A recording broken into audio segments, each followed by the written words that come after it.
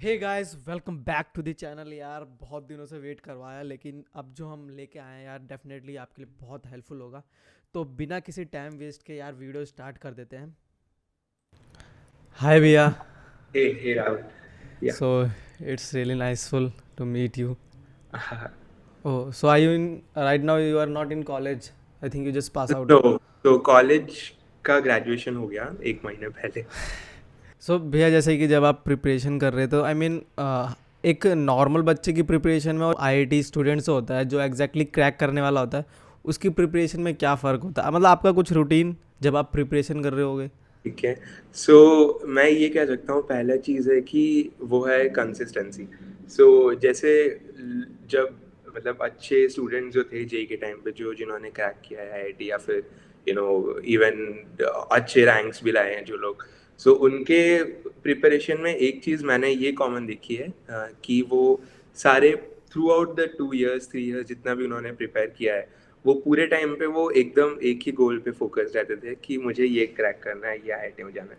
And they didn't think so much कि ऐसा ये मतलब ये पोर्शन टफ लग रहा है, इसको छोड़ देता हूँ या फिर ऐसा बाद में देखूंगा। एंड मतलब ऐसा मैं पर्सनली ये सोचता था जब भी मैं कोई क्वेश्चन नहीं कर पाता था, I had this thing in mind कि यही क्वेश्चन आने वाला है एग्जाम में। तो if you don't leave this out, अगर ये छूट गया मेरे से तो नहीं होगा मेरे से एग्जाम में ये।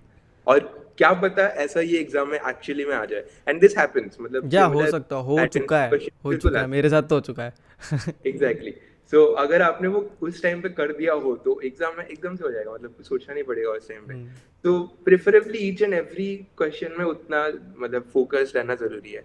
और दूसरा चीज ये है कि वो थोड़ा सा अगर उनका प्रिपरेशन स्ट्रीमलाइन रहता है, लाइक मैंने देखा है कि काफी लोग एकदम भटक जाते हैं क्योंकि जेई का सिलेबस ही इतना बड़ा है। सो हम्म। बेसिकली कुछ लोग थोड़ा इस टीचर के पास से पढ़ लेते हैं, थोड़ा यहाँ पे ट्यूशन लगा लेते हैं या इस कोचिंग में चले जाते हैं, एंड थोड़ा थोड़ा करके वो सब जगह में थोड़े थोड़े हाँ, चले जाते ऐसा हैं, पर बहुत जगह फोकस नहीं। होता है हाँ, क्योंकि बिल्कुल। हम्म। सो बेसिकली उस रीजन की वजह से भी कुछ लोगों का नहीं हो पाता, बट आई थिंक कि अगर आप अच्छे से कंसिस्टेंटली हार्ड वर्क कर रहे हो, और थोड़ा सा इन दी एंड इट रिमेन्स कि इंडिविजुअल का कितना कैपेसिटी है। कुछ लोग थोड़े इंटेलिजेंट होते हैं, कुछ लोग इतने नहीं होते।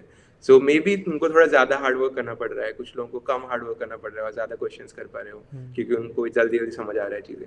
सो ये सब चीज़ें तो इवन आईआईटीज में भी रहता है, मतलब once you get in there वहाँ पे भी बच्चों में डिफरेंसेस रहते हैं कि किसका किस टाइप का एटीट्यूड है, किस टाइप का हम्म। कैपेसिटी है। बट इन तीन चीज़ों को if you take in, I think that is the recipe जो चाहिए होता है फॉर प्रिपरेशन।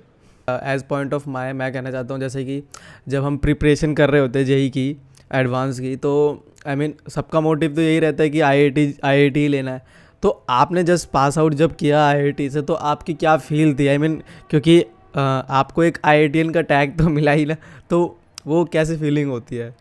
तो बेसिकली मैं ये कह सकता हूँ कि प्री जेई मतलब जब हम प्रिपरेशन कर रहे होते हैं, that at that point of time IIT जितना लाइक फार फेच लगता है, बहुत बड़ा चीज़ लगता है ऐसा कि ये मिलेगा तो बहुत कुछ हो जाएगा। And once you spend 4 years there वहाँ पे, सो इट्स गुड, मतलब बहुत कुछ सीखने को मिलता है, बहुत ज़्यादा अच्छा एनवायरनमेंट है, एंड काफ़ी ज़्यादा एक्सपोजर मिलता है। But at the end of 4 years it's मतलब थोड़ा सा एक्वेंटेड टाइप हो जाता है कि ठीक है, हाँ मतलब यही तो नॉर्मल है अपने लिए अब। तो ऐसा कुछ अलग नहीं लगता, बट ऐसे कॉलेज को मिस करते हैं, मतलब that is the overall feeling. ऐसा मैं नहीं कह सकता कि ऐसा फिर उस टाइम पे नहीं फील होता कि ऐसा कुछ बहुत बड़ा कर लिया है या फिर ऐसा कुछ अचीव कर लिया है। और पता आई मीन कुछ ऐसे स्टूडेंट्स मुझे कमेंट करते हैं कि भैया, आई मीन अगर मेरे को एनआईटी में सीएसई मिल रही है और आईआईटी में आईआईटी कुछ भी कोई भी आईआईटीज़ में मुझे माइनिंग मिल रही है, केमिकल मिल रही है, तो आप क्या प्रेफर करोगे? क्योंकि मैं खुद भी सोचता हम्म। हूँ कि आईआईटी में जाएंगे तो अपॉर्चुनिटीज़ ज़्यादा मिलेगी, मुझे ऐसा लगता है। अगर ओके। बेसिक अगर उसने केमिकल भी ले लिया है, लेकिन अगर वो साथ में कोडिंग डीएसए करता रहेगा, तो वो साथ में कोर कंपनीज़ में भी बैठ सकता है, और वहाँ पे आई मीन एनआईटीज़ के मुकाबले में आईआईटीज़ में ज़्यादा अपॉर्चुनिटीज़ होती हैं। तो आप क्या इसमें मतलब? सो मैं ये बोलूँगा कि जैसे जो कंपनीज आती है, सो दो दो टाइम पे होता है ये चीज़ें मेजरली, एक तो इंटर्नशिप्स के टाइम पे और एक प्लेसमेंट्स के टाइम हम्म। पे। सो इंटर्नशिप्स के टाइम पे कंपनीज आती है सॉर्ट ऑफ एलिमिनेट करने के लिए, उनको बस गिने चुने बच्चे चाहिए। लाइक मेरे आईआईटी में लेट्स से अपने बैच में 700 बच्चे थे, अराउंड 200 बच्चों की अच्छी जगह इंटर्नशिप लगी थी, ठीक है, मतलब अच्छी जगह। Now I am not counting ऐसे छोटे मोटे स्टार्टअप्स या फिर जो भी थोड़े छोटे मोटे कंपनीज भी है उनको नहीं काउंट कर रहा मैं। तो if you take the big companies, उनमें अराउंड 200 बच्चों के लगे थे। So in that particular case वो कंपनीज क्या करती है, जो अच्छी कंपनीज होती है, वो लोअर ब्रांचेस या फिर जो ऐसे माइनिंग, केमिकल या ऐसे CST ये सब चीज़ों के लिए वो ओपन ही नहीं होती। मतलब वो आके वो बोलती है कि हमें ये ब्रांचेस के लिए हम नहीं खुलेंगे, इनके बच्चे टेस्ट नहीं दे सकते, ठीक है। So as compare to that, some of those big companies when they go to NITs, they open for CSE, ठीक है। तो अगर आप इस चक्कर में फंस रहे हो तो आपके लिए IIT खराब होगा वो choice after 2 years। Even if you are a very good, मतलब आपका बहुत अच्छा CGPA है और आपका बहुत अच्छा DS है और आप केमिकल में हो, तो आपके लिए वो कंपनीज नहीं खुलती। तो ये थोड़ा सा मतलब डिसअपॉइंटिंग जैसा हो जाता है। और एक और चीज़ ये रहती है कि जब प्लेसमेंट्स होता है, तो प्लेसमेंट्स में मैक्सिमम कंपनीज ऐसा ओपन फॉर ऑल टाइप हो जाती है, लेकिन वो प्रेफरेंस फिर भी ऊपर वाले ब्रांचेस को देती है। सो ऐसा मान लीजिए कि I am from let's say maths and computing.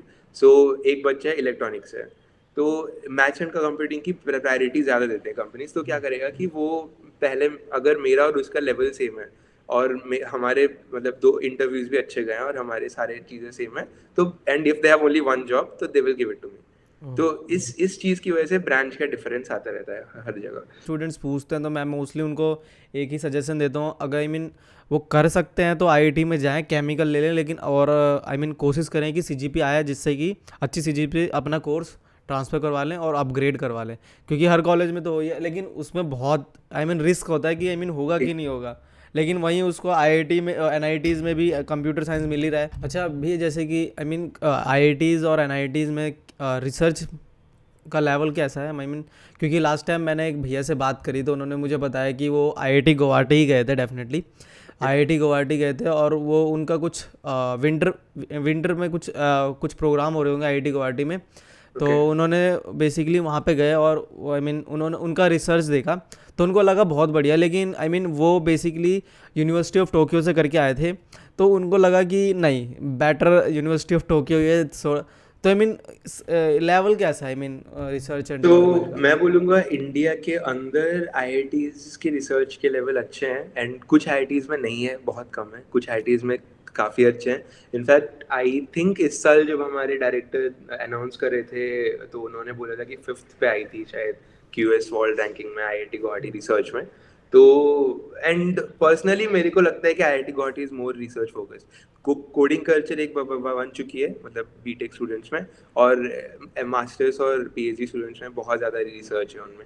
लेकिन कुछ IITs में मैंने देखा है they don't even care about all this things, मतलब कि उनको नहीं करना, उनको बस मतलब बीटेक स्टूडेंट को ये देना है या फिर ऐसा करना है। तो वो कल्चर फिर धीरे धीरे बनता रहता है। मतलब ऐसा मान लीजिए कि आपके में कोई एक प्रोफेसर ऐसा हु इज स्टार्टिंग दैट कि मेरे को बहुत सारे रिसर्च पेपर बनाने हैं, एंड देन ऐसे और ग्रुप ऑफ प्रोफेसर्स आ रहे हैं, अच्छे प्रोफेसर्स आ रहे हैं उस कैंपस में, तो वहाँ की रिसर्च आउटपुट बढ़ जाती है। फिर उनके अंडर अच्छे PhD स्टूडेंट्स आने लगते हैं, फिर वहाँ और बढ़ जाती है। तो इस बेसिस पे रहता है। And if you go to outside of India, मतलब मेरा जितना भी लिमिटेड एक्सपीरियंस है, आई हैव द आइडिया कि वहाँ पे रिसर्च बहुत ज़्यादा होता है, क्योंकि India is sort of a rat race for placements, कि यहाँ पे सबको पैसे चाहिए, ऐसा कुछ जॉब कहीं पे।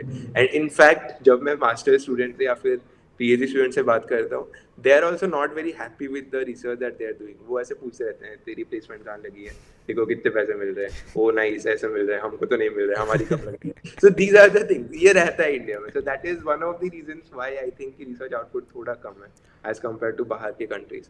बट आई बिलीव NIT से तो ऑब्वियसली अच्छा ही है IIT के रिसर्च आउटपुट। अच्छा भैया, जैसे कि हर कॉलेज में तो होता, आप लवली प्रोफेशनल यूनिवर्सिटी के बारे में भी पता हो, तो वहाँ पे बहुत सारे कंप्यूटर साइंस के स्टूडेंट हैं, और उसी वजह से वहाँ पे कंपटीशन कंप्यूटर साइंस में बहुत ज़्यादा है। क्योंकि तो ऐसे ही माहौल IITs में भी होता है, क्योंकि वहाँ पे कंप्यूटर साइंस के ब्रांचेस ज़्यादा होती हैं, तो बच्चे भी ज़्यादा ही होते, तो प्लेसमेंट के टाइम पे बहुत रश तो नहीं हो जाता होगा? बेसिकली प्लेसमेंट के टाइम पे I can say you this कि अपने में अराउंड 105-6 स्टूडेंट्स है शायद कंप्यूटर साइंस डिपार्टमेंट में, एंड बाकी उसके बाद मैथ्स एंड कंप्यूटिंग में मेरे में शायद 65-66 थे, and then there are electronics and other departments.